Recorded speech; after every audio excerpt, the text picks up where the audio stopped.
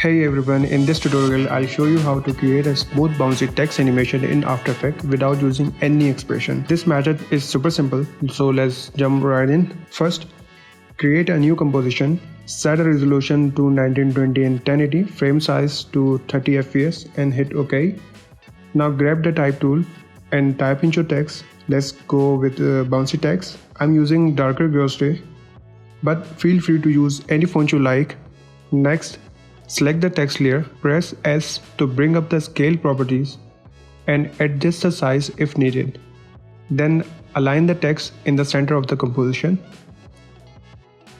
Now let's animate the text. Expand the text layer's properties, click animate and select position. Set the second position value to -100, then open range selector 1 and create a keyframe for offset at -100% at the start of the timeline. Move out 1 second forward and set it to 100%. To make this smoother, go into the advanced setting, change the shape to ramp down and set ease high to 100%.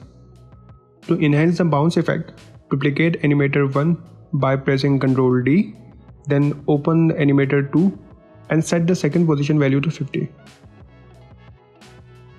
In the advanced setting, set both easy high and easy low to 50%.